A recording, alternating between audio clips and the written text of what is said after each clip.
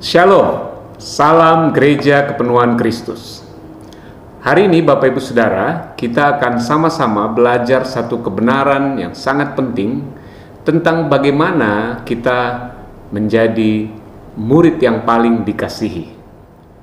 Firman Tuhan dalam Yohanes pasal 21 ayatnya yang ke-20. Ketika Petrus berpaling, ia melihat bahwa murid yang dikasihi Yesus sedang mengikuti mereka, yaitu murid yang pada waktu mereka sedang makan bersama duduk dekat Yesus dan yang berkata, "Tuhan, siapakah dia yang akan menyerahkan Engkau?" Bapak Ibu Saudara, kalau kita tidak mengerti maksud ayat ini ditulis, seringkali kita menafsirkan ayat ini sebagai ada level-level perbedaan di antara kita orang percaya. Termasuk waktu itu di antara para rasul. Ternyata ada murid spesialnya Tuhan Yesus. Tuhan Yesus punya anak emas, murid yang berbeda dengan murid yang lain. Itu sebabnya dia disebut murid yang paling dikasihi. Dan murid yang paling dikasihi itu kalau kita pelajari, kita menemukan bahwa ternyata dia adalah Yohanes. Karena Yohanes adalah murid yang paling dikasihi, maka kita pun mulai mencari tahu apa syarat agar kita juga bisa sampai kepada level di mana Yohanes berada, yaitu murid yang paling dikasihi. Kita jadi ingin juga untuk disebut saya anak Tuhan yang paling dikasihi. Tapi seringkali kita mulai mengukurnya dengan cara yang salah. Kita mulai melihat bahwa gerak-gerik Yohanes untuk kita teladani. Dikatakan dia selalu bersandar di daya Yesus. Lalu kita mulai berpikir selalu di hati Tuhan, selalu mendengar suara Tuhan. Yohanes ini selalu jaga jaraknya dengan Tuhan. Dia selalu dekat supaya dengar apa yang Tuhan firmankan, apa yang Tuhan ajarkan.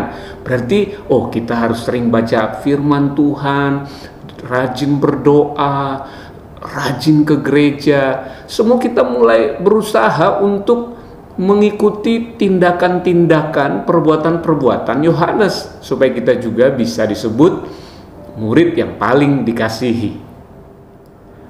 Untuk kita bisa mengerti bagaimana kita bisa menjadi murid yang paling dikasihi sama seperti Yohanes, kita harus tahu bahwa kata murid yang dikasihi atau murid yang paling dikasihi sebenarnya hanya ada di dalam kitab Injil Yohanes.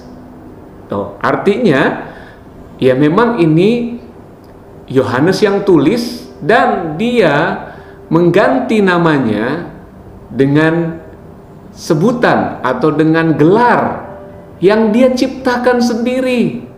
Ini sama seperti saya sedang menulis surat diary saya, buku harian saya. Waktu itu saya misalnya menceritakan tentang pertemuan di rumah makan, ada 4 orang. Lalu saya mulai menuliskan siapa-siapa yang hadir, yaitu Pak Bambang, Pak Rudi, Pak Budi. Dan nama saya tidak tulis Paris, namun saya ganti nama saya karena ini buku harian saya, ya suka-suka saya. Dan saya tulis, dan juga hadir di pertemuan ini 4 orang ini anak Allah yang sangat dikasihi. Inilah maksud dari ayat yang kita baca tadi, bahwa murid yang paling dikasihi itu sebenarnya adalah gelar yang Yohanes ciptakan sendiri. Kalau saudara baca di kitab Matius, Markus, Lukas, nggak pernah ada gelar Yohanes disebut murid yang paling dikasihi. Di kitab Yohanes saja ada gelar murid yang paling dikasihi. Dan luar biasanya Roh Kudus juga mengizinkan. Roh Kudus justru yang mengilhami penulisan murid yang paling dikasihi. Mengapa demikian? Karena Roh Kudus atau Tuhan sendiri senang kalau kita seperti Yohanes. Kita mengidentifikasi diri kita sebagai murid yang paling dikasihi. Atau sekarang kita adalah anak Tuhan yang paling dikasihi. Kebenaran yang bisa kita dapatkan dari ayat ini, Bapak Ibu Saudara, Tuhan sangat menginginkan kita seperti juga Yohanes. Tuhan rindu kita menyadari bahwa kasih Tuhan begitu besar bagi kita. Sama seperti Rasul Paulus, cuma beda versi cara mengungkapkan kasih Tuhan yang besar dalam dirinya. Kalau tadi Yohanes bilang dia murid yang paling dikasihi, Rasul Paulus justru berkata kebalikannya, dia adalah orang yang paling berdosa dari semua orang berdosa. Ini sebenarnya sama dengan apa yang Rasul Yohanes maksudkan.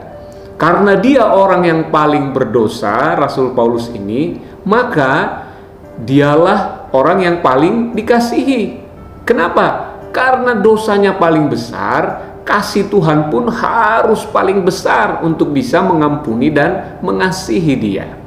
Itulah yang dimaksud dengan orang yang paling berdosa. Nah, Bapak Ibu Saudara, tahukah ternyata kedua rasul tadi salah, saudara.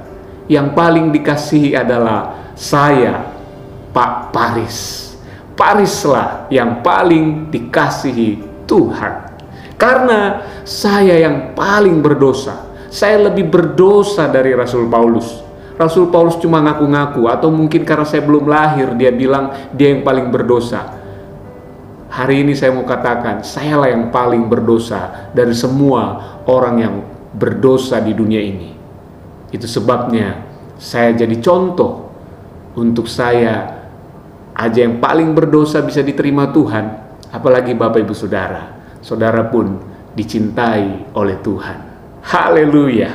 Saudara, jika kita menyadari ini, bahwa Tuhan sangat mengasihi kita dan kita paling dikasihi Tuhan, kita tidak lagi cemburu iri hati dengan sesama kita orang percaya, apalagi dengan orang dunia ini.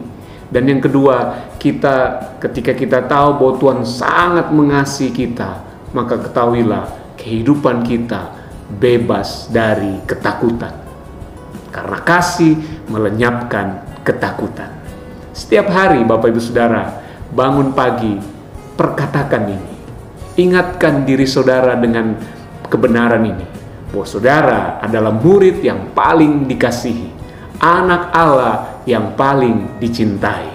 Salam Gereja Kepenuhan Kristus. Tuhan Yesus memberkati.